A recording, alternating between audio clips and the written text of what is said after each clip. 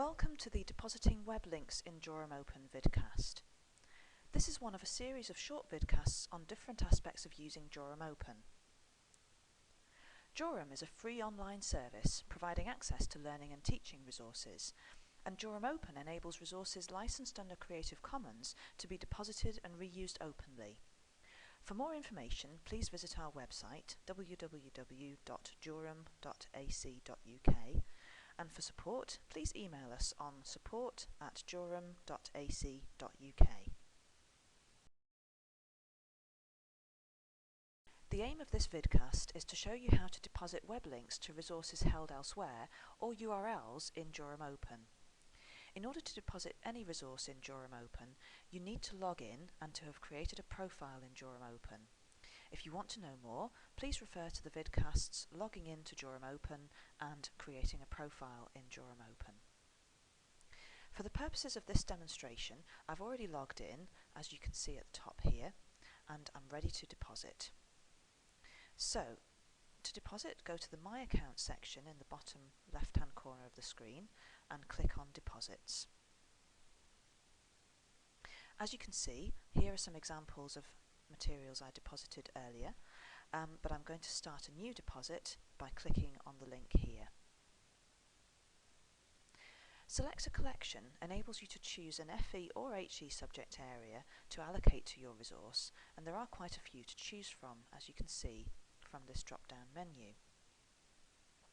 As you'll see shortly, you will have further opportunity to describe your resource in more detail using keywords later in the deposit process. So for now, we're going to select a subject and click on the next button.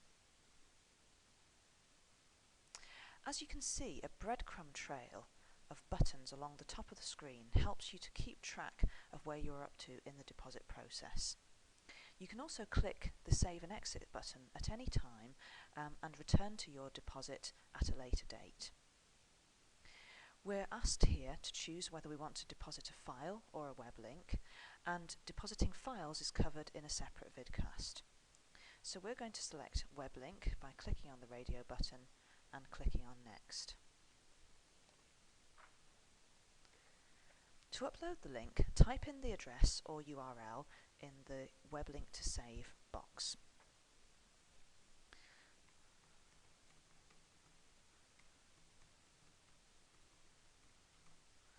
Okay, and you can then click on the next button, or if you need to go back, you can use the previous button. So click on Next. You can now enter further information. I'll start with the title. Jorum Community Bay. In the overview box, you can provide as much or as little information as you like about the resource. You may like to consider using this space to describe how the resource is or has been used in teaching, for example. So I'll enter my description.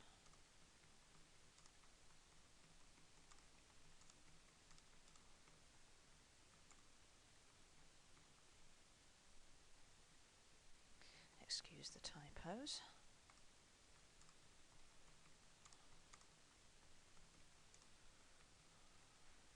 Okay. If I scroll down, you can see that we also have the option to add keywords. You can add as many of these as you like, so I'll demonstrate that now.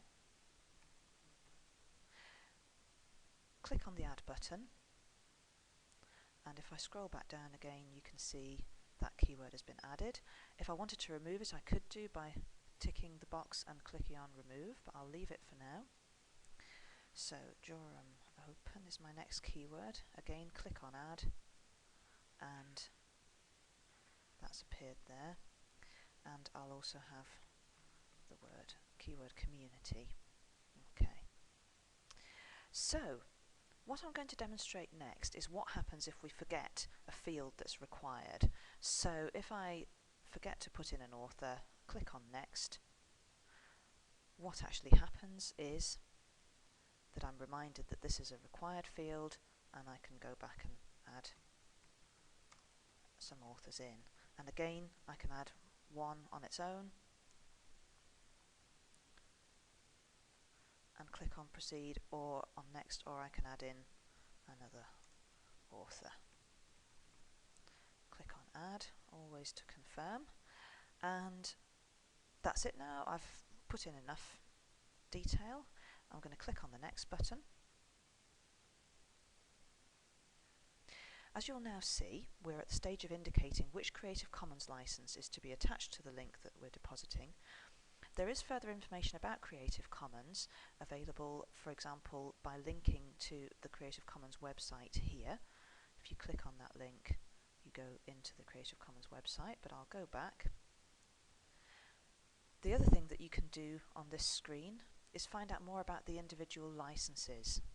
So if you hover over one of them, for example, if you click on the actual icon, another screen opens up and you can see a little bit more information about that particular license, explaining what you can and can't do with it.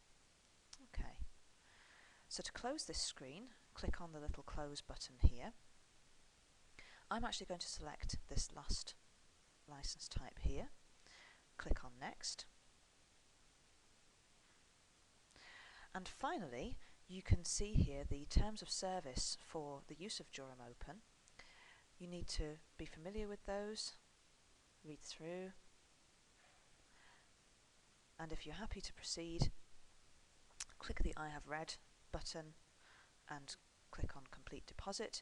You've also got the option of contacting the Jorum support team at this stage if you need to. So click on complete deposit. So we now have a confirmation screen telling us the deposit is complete, and that we'll either get an email saying that the deposit was successful or to let us know if there was a problem with the deposit. We'll see an example of an email next. These do come through fairly quickly after the deposit.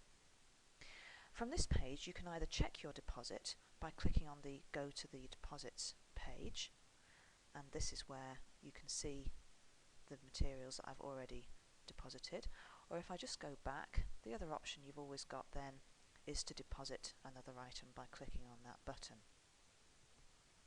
So to show you then an example of an email, this is a separate resource I deposited earlier. So the title of the email will be JorumOpen submission approved and archived. And what you will see here included in the confirmation message is a persistent link or URL for the resource as it stands in Jorum, and you can use that to point people directly to your resource in future. So just returning then to the JorumOpen page, your deposit is complete and your resource is available across the world. And this concludes the depositing web links in JorumOpen vidcast.